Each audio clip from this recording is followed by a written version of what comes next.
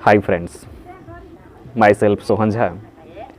और आज मैं, जैसा कि मैंने आपसे वादा किया था कि बहुत जल्द मैं अपनी कहानी लेकर आपके सामने हाजिर होऊंगा। मेरी कहानी पैशन से प्रोफेशन तक की, कि मैं किस तरह से अपने पैशन को प्रोफेशन तक पहुंचाया और उसमें कितना संघर्ष रहा, किस तरह का मेरा जीवन रहा। और मैं ये कहानी इसलिए साझा करना चाहता हूँ कि कई बार मैंने अपनी कहानी का कुछ अंश जब लोगों से शेयर किया तो मैंने देखा कि काफ़ी बदलाव उनके जीवन में आए। उनकी जो परेशानियाँ थी, जो तकलीफ़ उनके सामने आ रही थी, जब उन्हें पता चला कि ये पहले ही कई लोगों के जीवन में आ चुकी है, ये कोई नई बात नहीं है, तो फिर वो उस चीज़ को लेके कंफर्टेबल हो गए कि चलो भाई, सब कोई इससे गुजर रहे हैं, हर कोई इस संघर्ष से गुजर ही रहा है, हर कोई झेल रहा है इस तकलीफ़ को। तब फिर इसे भागना कैसा, इसे डरना कैसा। और तब उनको अपना प्रॉब्लम छोटा लगने लगा। तो मुझे लगा कि हमें एक दूसरे की जीवन को जानना चाहिए, समझना चाहिए कि अगर आपको सफल होना है, कोई बड़ा आपका एम है लाइफ में, कुछ आप अचीव करना चाहते हैं, कुछ आपने अपना एम्बिशन रखा है लाइफ में, तो उसे पाने के लिए जो तकलीफ़ है, जो मशक्क़त है, वो आपको सहनी पड़ेगी, उससे आपको गुजरना पड़ेगा। तो मैं अभी अपने गाँव वाले घर पे हूँ और ये जो है सो मेरे गाँव के घर का छत है। और अगर आप चाहते हैं देखना तो आप देख सकते हैं। ये मेरा जो है सो नीचे घर है। ये ऊपर आगे का जो है सो लगभग 2 रूम जो है सो इस साइड, 2 उस साइड, 2 बीच में 6 रूम का नीचे जो है सो ये मेरा छत का घर है। और पीछे फिर खपरा का घर है और उसके पीछे फिर करकट का जो है सो वो किचन सेट बनाया गया है, उस तरफ दालान है।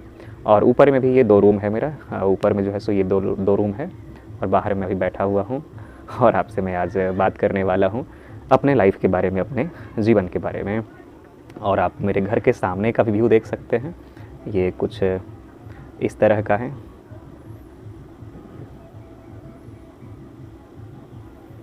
तो चलिए, अब आप जुड़ चुके होंगे मुझसे। अक्सर ऐसा होता है कि जब आप अपने बारे में कुछ बताते हैं लोगों को, अपने लाइफ के बारे में कुछ बताते हैं, अपने घर के बारे में बताते हैं, तो लोग आपसे कनेक्ट हो जाते हैं। एक फैमिली की तरह बॉन्डिंग बन जाती है। और जब आप फैमिली हो जाते हैं, एक फ्रेंड्स की तरह हो जाते हैं, तो हम आसानी से कोई भी चीज़ आपसे शेयर कर सकते हैं। हर चीज़ हम फ्रैंकली एक दूसरे को बता सकते हैं। तो मैं काफ़ी सोच रहा था कई दिनों से कि मैं अपनी कहानी कहाँ से शुरू करूँ, आखिर कब से मैं बताना शुरू करूँ। तो फिर मैंने तय किया कि जहाँ से मेरी ज़िंदगी को मैंने बदलते हुए देखा, जहाँ से मैंने हर चीज़ को ऑब्ज़र्व किया है खुद से, एक-एक चीज़ को मैंने देखा है, वहीं से मैं आपसे हर चीज़ साझा करूँगा। तो ये बात है 2011। मैं 2011 से पहले छोटा-सा, बस बहुत कम शब्दों में मैं उससे पहले के लाइफ़स्टाइल को, उससे पहले की कहानी को साझा करूँगा। मेरा जो असल परिवर्तन शुरू हुआ मेरे जीवन का, वो है 2011 से। और आप अगर नए हैं, आप पहली बार मेरा वीडियो देख रहे हैं, तो आप सोच रहे होंगे कि ये कौन है जो अपनी कहानी लेके आया है। तो मेरा नाम सोहन झा है और मैंने बहुत सारे एसएससी और बैंक के एग्ज़ाम को दिए और क्रैक भी किया। लेकिन मेरा हमेशा से जुनून था, मेरा पैशन था टीचिंग। और बाद में मैंने टीचिंग को ही अपना प्रोफेशन भी चुना। और आज मैं ultimate English workshop Kashipur Samastipur में मेरा कोचिंग है इंग्लिश का, मैं वहाँ का निर्देशक हूँ। और साथ ही साथ एक मेरा सारंजन ब्लॉक छखरा गाँव में इंग्लिश एक्सप्रेस कोचिंग है। और इसके अलावा मैं कहानियाँ लिखता हूँ, कविताएँ लिखता हूँ, हिंदी में रचना करता हूँ, अंग्रेज़ी में पढ़ाता हूँ।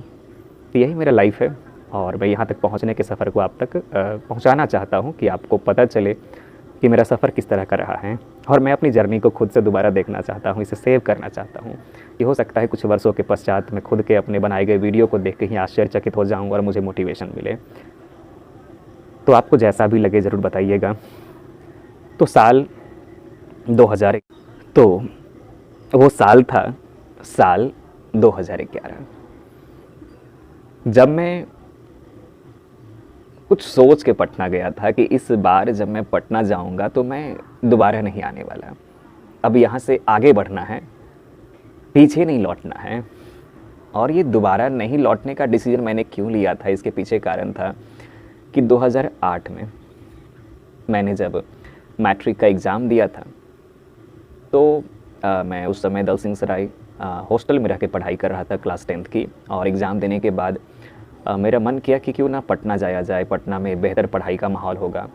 और इसलिए मैं पटना गया। वहाँ पे पहले से ही मेरे भैया रहते थे जो कि हमसे 1 साल बड़े हैं।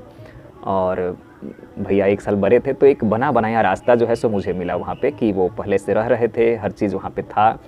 तो मैं जैसे ही 10th का एग्ज़ाम दिया तो वहाँ पे स्पोकन को लेके कि स्पोकन करूँगा, मैं वहाँ पे चला गया पटना। लेकिन वहाँ का माहौल कुछ एडजस्ट नहीं हो पाया, कुछ फिट नहीं हुआ। काफ़ी नई हर चीज़ लग रही थी, शहर का आबो हवा मुझे रास नहीं आया, या यूँ कहें कि मैं गाँव का इतना ज़्यादा मतलब अभ्यस्त हो चुका था कि शहर मुझे पसंद नहीं आया। और सिर्फ 3 महीना में रहने के बाद, और 3 महीने मैंने स्पोकन कोर्स किया, लेकिन वो भी पूरी तरह से बेकार। वहाँ पे एक विवेकानंद सर, जो कि हो सकता है अच्छी अंग्रेज़ी पढ़ाते हों, लेकिन मैंने वहाँ जो पढ़ा वो सिर्फ था स्ट्रक्चर। वो ग्रामर के नाम पे हर दिन ट्रांसलेशन प्रैक्टिस करवाए जा रहे थे, और उस समय उनका चार्ज 500 रुपये था 2 महीने का, 2 महीने का 500 रुपया ले रहे थे, और सिर्फ ट्रांसलेशन प्रैक्टिस करवाना। और जब मैं वहाँ गया था तो मैंने एक नई चीज़ देखी थी कि लड़के लड़कियाँ सब साथ में बेंच शेयर कर रहे हैं, जो मेरे लिए बहुत ही अजीब था। और ये देख के मुझे लगा कि नहीं भाई, इस तरह से शहर में रहना संभव नहीं है। वो छोटा उम्र था, काफ़ी अपरिपक्व दिमाग था, तो हर चीज़ एक अजीब सी लगती थी। समझ में नहीं आता था कि शहर के लोग इतने ज़्यादा मतलब कैसे आखिर वो बड़ी बड़ी इमारतें, अपार्टमेंट छोटा छोटा सा, दूर से दिखने में लगता कि एक छोटा सा जैसे माचिस की डिबिया हो, उसमें लोग रह रहे हों। या ऊपर उठा के ऐसे देखता था हर दिन रास्ते से गुजरते हुए, हर चीज़ अनजाना सा लगता था, अपनापन कहीं नहीं जुड़ता था। भैया चूँकि 1 साल पहले जा चुके थे, तो वो लगभग वहाँ के हैबिचुएटेड हो चुके थे, उनको आदत हो गया था शहर के हर चीज़ का। तो वो भी था कि उनका अपना एक ग्रुप था, दोस्त लोग थे, वो काफ़ी लोगों के साथ बात करते, घूमने जाते, क्लास जाते, एक फ्रेंडशिप थी उनकी काफ़ी सारे लोगों से। जहाँ रहते थे वहाँ भी उस जगह पर भी उनके काफ़ी दोस्त बन गए थे, और मेरा कोई उस समय दोस्त नहीं था। तो मुझे काफ़ी अजीब लगता था, और हमेशा ये कि भैया के नीचे रहना है, उनके दोस्त आते थे, उनके बहुत सारे लोग आते थे, तो मुझे एक ऑकवर्ड फीलिंग आती थी उस समय। तो मैंने जो तय किया कि जैसे ही मेरा मैट्रिक का रिज़ल्ट निकला, तो मैट्रिक का मेरा लगभग 70% मार्क्स था, और मैथ्स सब्जेक्ट में मुझे उस समय 90 मार्क्स थे। तो मैं काफ़ी खुश हुआ, एक्सपेक्टेशन तो काफ़ी ज़्यादा की थी, जो हर किसी को होता है, लेकिन 70% भी आया तो मैं खुश था। और फिर मैंने तय किया कि मैं समस्तीपुर के कॉलेज से ही इंटर करूँगा, और आगे फिर देखा जाएगा जो होगा। फिर मैं वहाँ समस्तीपुर आ गया, और वहाँ पे R N A R college में मैंने इंटर में एडमिशन ले लिया। मेरे कुछ दोस्त थे जो पहले से ही तय कर लिए थे कि R N A R college में एडमिशन लेना है। तो R N A R college में एडमिशन लेने के बाद मैंने समस्तीपुर से ही इंटर की पढ़ाई की। उस समय मैं एक DAV का लॉज था वहाँ पे समस्तीपुर में, मोहनपुर में, मैं वहाँ जो है सो रेंट पे रहने लगा। लगभग 450 रुपये में सिंगल रूम। मुझे किसी के साथ रहना पसंद नहीं था। हाँ, मुझे हमेशा से था कि अकेले रहना है, अपने तरीके से जीना है, जब मन करेगा पढ़ना है, जैसे मन करेगा रहना है, कोई मुझे टोके ना, रोके ना, किसी की ज़बरदस्ती ना चले मेरे ऊपर, कोई मुझे कंट्रोल ना करे। तो मैंने अकेले एक सिंगल रूम लिया 450 में, खुद खाना बनाना, फिर 4 क्लास जाना, फिज़िक्स, केमिस्ट्री, मैथमेटिक्स, इंग्लिश, ये सब्जेक्ट जो पढ़ने के लिए क्लास करना ज़रूरी होता था, क्लास करने के लिए जाना पड़ता था। तो सुबह में 2 क्लास, शाम में 2 क्लास, बीच में अपना थोड़ा ऑफ टाइम में खाना बनाना, रेस्ट करना, ये सब काम करना होता था। और मैं इसके बीच में एक चीज़ आपसे बताना चाहूँगा, 10th तक एक सीधा रास्ता होता है कि आप क्लास 1 से 10 तक चलते हैं, लेकिन जब आप 10th पास कर रहे होते हैं, 10th का एग्ज़ाम देते हैं, तो उस समय आपको थोड़ा सोचना चाहिए। आप सिर्फ भीड़ को देख के, एक क्राउड जो है, एक भीड़ जो है चल रही है, और भीड़ उधर ही जाती है जिधर हर चीज़ आसानी से दिखे, या फिर यूँ कहें कि समाज में जिसको मान्यता मिल रहा हो, या जिसको हर कोई जानता हो, जो मशहूर हो, या जैसा हमेशा से किया जा रहा हो। तो हर कोई यहाँ पे, जैसे मैंने देखा कि मेरे सारे दोस्त, लगभग दोस्त 95% दोस्त जिसको मैं जान रहा था, वो सब साइंस ले रहे थे। तो मैं बिना सोचे समझे, ना ही आगे कोई कैरियर प्लानिंग थी, ना ही कोई कैरियर का मैंने गाइडेंस या काउंसलिंग, कुछ भी नहीं, किसी से कोई पूछताछ नहीं, सीधे मैंने जैसा देखा वैसा किया। सब साइंस ले रहे थे, मैंने साइंस लिया। फिज़िक्स, केमिस्ट्री, मैथमेटिक्स ले रहे थे, तो मैंने भी यही चुना। बायोलॉजी फिर सोचा भी नहीं बायोलॉजी के बारे में, क्योंकि कुछ दोस्त जो मेरे थे बायोलॉजी को लेके मजाक बनाते थे कि बायोलॉजी पढ़ोगे, हाँ बायोलॉजी ये लड़कियों का सब्जेक्ट है बायोलॉजी। तो वो इसको इस तरह से मानते थे कि बायोलॉजी लेने वाला लड़का नहीं है, वो लड़का नहीं हो सकता है। तो वो एक तरह से फिर जेंडर के ऊपर लग रहा है कि कोई जो है सो जेंडर को मिसगाइड कर रहा है। सब्जेक्ट के जोर, मतलब बायोलॉजी लेने से वो मेल नहीं रहेगा, फीमेल हो जाएगा। ऐसा एक अजीब सा सबका दिमाग माइंड सेट। फिर तो आज इतने सारे डॉक्टर्स मेल होते ही नहीं। तो छोटा सोच छोटा जगह, सबका जैसा देखा वैसा किया। तो फिज़िक्स, केमिस्ट्री, मैथमेटिक्स, इंग्लिश लेके मैंने इंटर किया। इंटर में भी एक बड़ी गलती जो हुई उस समय वो था कि मैं पटना चला गया था। तो 3-4 महीने वहाँ रहने के बाद जब घर पे लौटा गाँव, तो गाँव में लगभग मैं 1.5-2 महीने रह गया। और उसके बाद फिर शहर की तरफ, समस्तीपुर की तरफ गया। तो वहाँ लगभग जाने में मैंने जून लगभग आ चुका होगा मंथ। तो पढ़ाई तो काफ़ी पहले शुरू हो जाती है, मार्च अप्रैल में शुरू हो जाती है। तो लगभग जो सिंगल ट्यूटर जो पढ़ाने वाले होते हैं, सिंगल टीचर, जैसे कि इंडिविजुअल टीचर फिजिक्स के, केमिस्ट्री के, उन सब का क्लासेस मुझे पता भी नहीं था। और 1-2 के पास जब मैं गया तो वहाँ काफ़ी आगे बढ़ चुका था कोर्स। फिर कोचिंग संस्थान में गया। तो कोचिंग संस्थान में आप जब जाइए आपको बैच मिल जाएगा। वो किसी भी चलते हुए बैच को नया बता देते हैं कि कल ही शुरू किया गया है, एकदम फर्स्ट चैप्टर चल रहा है, जो थोड़ा छूट गया उसका मेकअप भी करवा देंगे, हर चीज़ आपको वो कैसे भी करके एडजस्ट कर लेंगे, आपका ब्रेन वॉश करके वो खुश कर देंगे, आपको जैसा चाहिए वैसा सुविधा वो बता देंगे अपने पास। तो मैं फिर कोचिंग में एडमिशन ले लिया।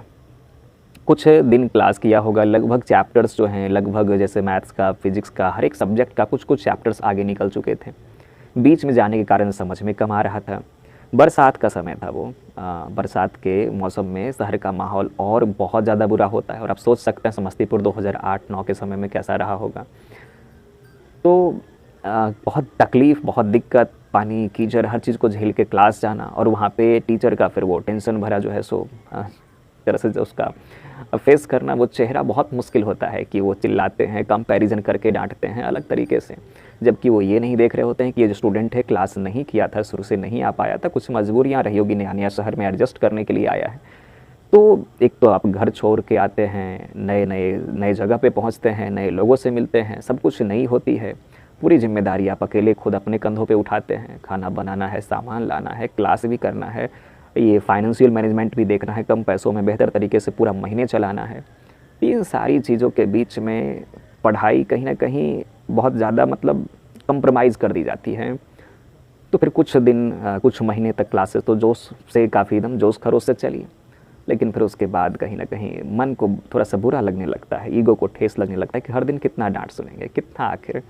तो फिर क्लास इरेगुलर कर दिए, खुद से पढ़ना शुरू कर दिए। और इस तरह से 11th जो है, कह सकते हैं कि आप लगभग 30% पढ़ के हम पूरा 11th निकाल देते हैं। और एग्ज़ाम भी 11th का कोई सीरियसली तो होता नहीं है, इसीलिए फिर कोई टेंशन भी नहीं रहता कि 11th अगर चला भी गया तो क्या फ़र्क पड़ेगा, कोई एग्ज़ाम तो खास हुआ नहीं उसका। सिंपल जाके कॉलेज में एग्ज़ाम देना है, रिज़ल्ट से भी कोई मतलब नहीं, हाथ से बना हुआ रिज़ल्ट मिल जाता है उसमें। और इस तरह से 11th के बारे में कोई पूछता भी नहीं कि 11th आपका कैसा गया। लेकिन पॉइंट टू बी नोटेड, आप जब भी कॉम्पिटिटिव एग्ज़ाम्स की बात करते हैं जो 11th-12th के बेस पे हैं, जैसे आप एयरफोर्स नेवी की तैयारी करेंगे, आईआईटी की तैयारी करेंगे, IEEE की तैयारी करेंगे, जो भी एग्ज़ाम 11th-12th के बेस पे है, तो उसमें ज़्यादातर क्वेश्चंस जो हैं आपके 60%, 70% क्वेश्चंस जो हैं आपके 11th के सिलेबस से आते हैं। और ये मेरे साथ भी हुआ। बाद में मैंने जब एयरफोर्स नेवी की तैयारी के बारे में सोचा तो मेरा ये जानने के बाद बहुत ही ज़्यादा मुझे दुख हुआ कि 11th से बहुत ज़्यादा है, फिज़िक्स और मैथ के ज़्यादातर क्वेश्चन 11th से पूछे जा रहे हैं। फिर दोबारा वो एक पश्चाताप, एक रिग्रेट हुआ उस समय। तो 11th तो निकल गया, चूँकि हम पहले से बैठे रहते हैं। दिसंबर, लगभग दिसंबर जनवरी में ही रहता है कि जल्दी क्लास 12th का शुरू हो जाए। 11th तो ढंग से पढ़ नहीं पाए, तो 12th के क्लास को लेके काफ़ी एक्टिव थे। और 12th की क्लास को लेके अलग अलग जगह प्लानिंग कर लिए, हर जगह से कंफर्म कर ली कौन टीचर अच्छा है, और अच्छे से ढंग से 12th का पढ़ाई किए। कह सकते हैं पढ़ाई इस तरह की अच्छा नंबर ला सकें, स्कोर कर सकें। लेकिन वहाँ पे भी एक चीज़ जो ध्यान रखनी है कि मैंने पढ़ाई जो की थी वो समझ के आधार पे नहीं, रटने के आधार पे। जितना आप रट सकते हैं उतना, केमिस्ट्री हो चाहे फिजिक्स हो, चूँकि 11th आप नहीं पढ़े तो कनेक्शन जो है, यानी चैप्टर्स जो आपको 12th में मिल रहे हैं उसका कहीं ना कहीं कनेक्शन था 11th से। आप नहीं पढ़ पाए तो आपको थोड़ा दिक्कत होगा, थोड़ा रटना पड़ेगा, समझ में नहीं आएगा। टीचर तो 11th में पढ़ाया था लेकिन हम नहीं थे वहाँ पे, तो वो ये मान के चल रहे हैं कि ये सारा चीज़ तो 11th में पढ़ाया जा चुका है, तो वो रिपीट क्यों करना, आखिर उसका बेसिक क्यों बताना जो 11th में पढ़ा चुके हैं। तो सीधे 12th में आपका नया टॉपिक रहेगा, नया चैप्टर रहेगा। अगर उसका कुछ बेसिक 11th में हो चुका तो रिपीट नहीं किया जाएगा। ऊपर से टाइम बाउंडेशन है, प्रेशर है टीचर के ऊपर भी, तो वो भी समय के अंदर अपना कोर्स ख़त्म करना चाहेंगे। तो इस तरह से 12th रट के फिजिक्स, केमिस्ट्री, मैथ को किस तरह से प्रैक्टिस करके मैंने 12th पास किया। और उसमें भी इंग्लिश के नाम पे मैंने देखा कि इंग्लिश में ग्रामर की पढ़ाई कभी नहीं की, ना के बराबर। 1-2 चैप्टर से टाइम एंड टेंस, बार बार लोग वहाँ पे ट्रांसलेशन बनवा रहे हैं, वॉइस ही पढ़ा रहे हैं, वॉइस को भी सिंपल एक आसान तरीके से कि active to passive time and tense based change करना सिखा रहे हैं, ना ही स्ट्रक्चर, ना ही पैसिव टू एक्टिव, कहाँ पे नो पैसिव होगा, ये सब के बारे में कोई जानकारी नहीं है। नरेशन बहुत सिंपल हल्का फुल्का, नरेशन में एकदम पहला स्टेज पढ़ा के बेसिक का भी बेसिक पढ़ा के छोड़ देते हैं। थोड़ा बहुत हल्का हल्का हर चैप्टर का झलक दिखा देते हैं। अगर टीचर अच्छे हैं तो आपको एक झांकी, एक झलक दिखा देंगे हर एक चैप्टर के बारे में। तो शाम ढल रहा है, आप देख सकते हैं शाम जो है सो ढल रहा है। ये शाम का समय है मेरे गांव का, और मैं लगातार जो है सो अपनी कहानी आपके साथ शेयर करने वाला हूं। और ये आपके लिए भी है, मेरे लिए भी है कि मैंने एक लंबी ज़िंदगी जो है मतलब उतार चढ़ाव, बेढंगे, बेतरतीब, अनसिस्टमैटिक, जैसे तैसे जो है सो हर एक रास्ते पे चलते हुए गुजारी है। और सबसे मैंने बहुत कुछ सीखा है, कई बार गिरा है। तो मैं चाहता हूँ कि वो गलती आप ना करें।